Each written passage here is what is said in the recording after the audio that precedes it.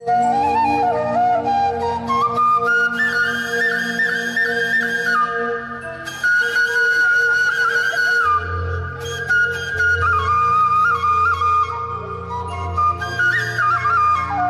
में आपको एक ऐसे धर्मगुरु से मिलवाने जा रहे हैं जो संथाल परगना के आदिवासी के सरना धर्मगुरु हैं, जिसका नाम है लास्कर सोरेन। तो आइए हम मिलते हैं अपने धर्मगुरु से। बाबा जोहार।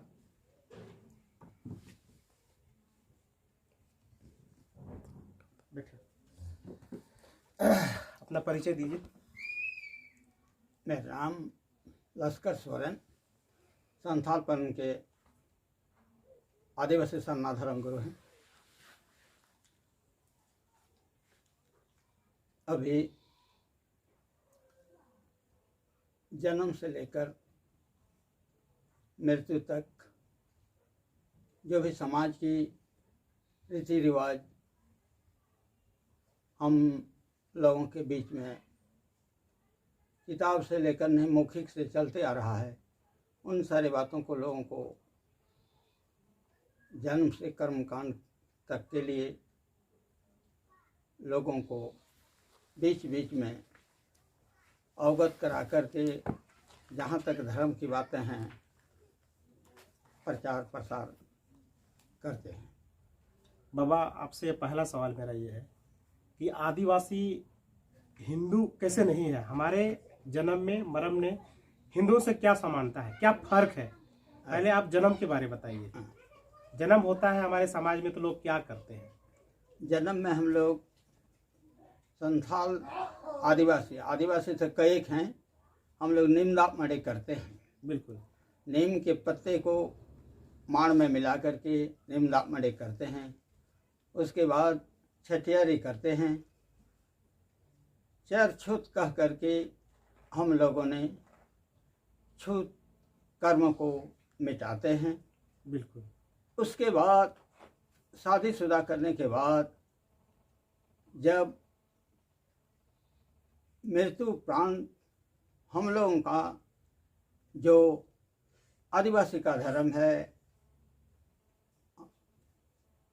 मर जाने के बाद दक्षिण की ओर माथा करके दफनाते हैं। अच्छा, और एक बीच में टोकना चाहेंगे। ये जो जिसको जहाँ दफनाते हैं हम लोग, इसको मसना बोलते हैं, हड़गड़ी बोलते हैं। हाँ, वहाँ औरतें जाती हैं दफनाने के लिए? औरत तो वहाँ नहीं जाती, वहाँ नहीं जाती। बिल्कुल। लेकिन हिंदुओं में वहाँ उन लोग पहुँचते हैं।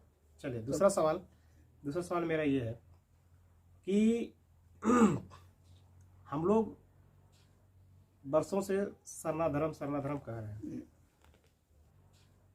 बरसों से सरना धर्म कह रहे हैं। हमारे जो वर्तमान नेता हैं बाबूलाल मरांडी, जो विधायक हैं राजधनवार से, और एक सांसद है समीर उरांव, ये लोग सारे भाजपा में हैं।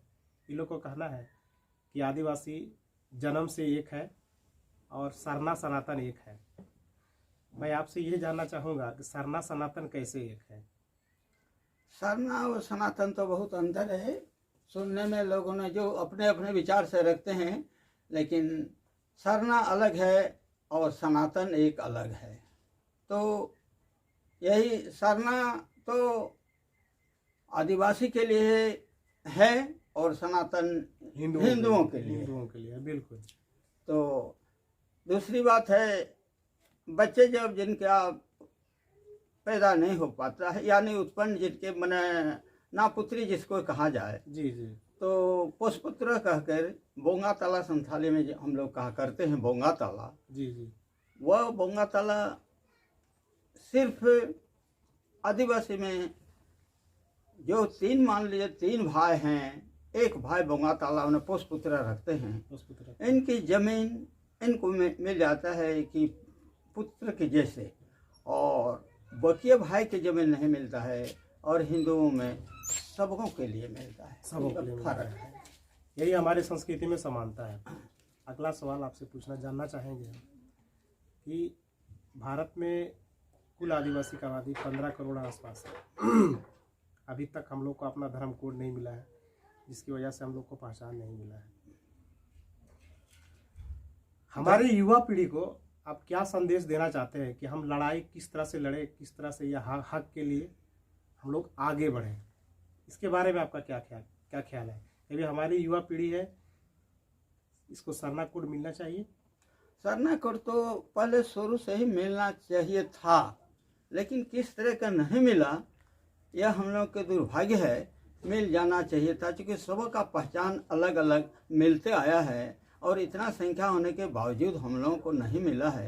यह दुख की बात है। मिल जाना चाहिए था, क्योंकि हम लोग शुरू से ही अलग रहते हैं, इसीलिए सरना कोड मिलना चाहिए। इसके लिए जागरूक करने का तो यही है, और मिलना चाहिए, ये नहीं मिलने की बात नहीं है, मिलना चाहिए। बिल्कुल। अभी संथाल परगना में 7 जिला है। हमारे जितने भी धर्म गुरु हैं, क्या लोगों ने मिलकर आंदोलन चलाने के लिए सोचा है कि हमको किस तरह से सरना कोड लेना है? कभी इस बारे में कभी मीटिंग हुई है? जैसे माझी हड़ाम हुआ।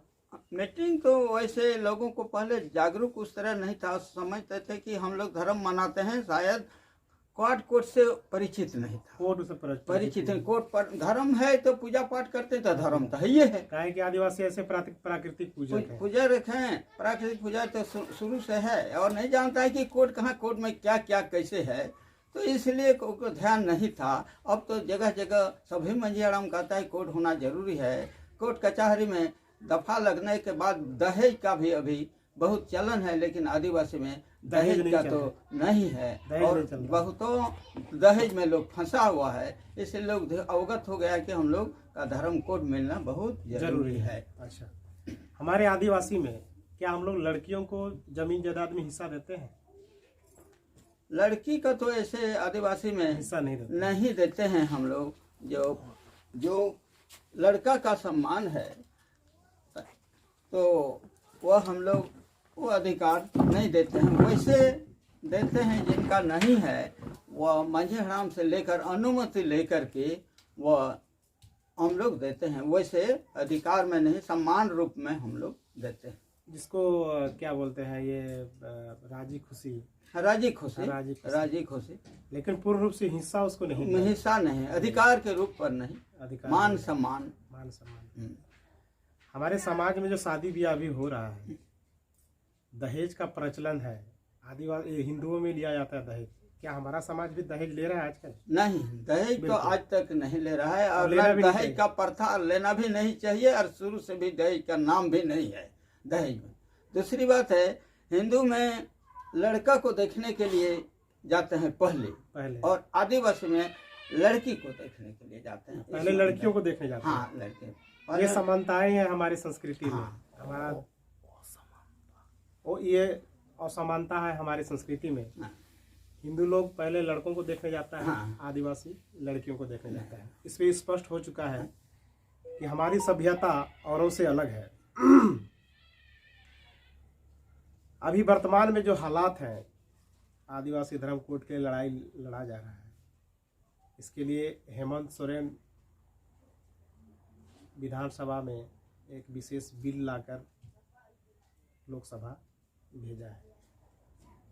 तो क्या हमें इसके लिए जनगणना कॉलम में इस बार क्या सरना कोड ही दर्ज करेंगे हम लोग?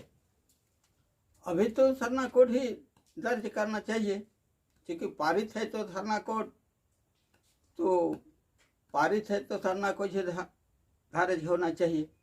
बिल्कुल। इससे स्पष्ट पता चलता है कि हमारे धर्मगुरु श्री लस्कर सोरेन जी कह रहे हैं कि इस बार के जनगणना कॉलम में सभी आदिवासी सरना कोड ही लगाएंगे।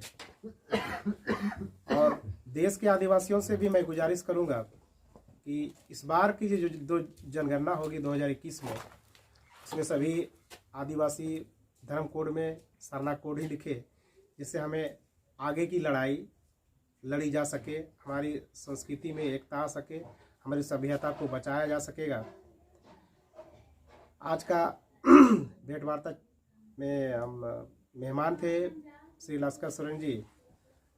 अगले मेहमान के लिए मैं किसी और धर्म गुरु को मैं बुलाऊंगा। इतनी अच्छी वार्ता के लिए मैं लस्कर सोरेन जी को धन्यवाद देता हूं, और आज मैं विदा लेता हूं। जोहार। बंद करो।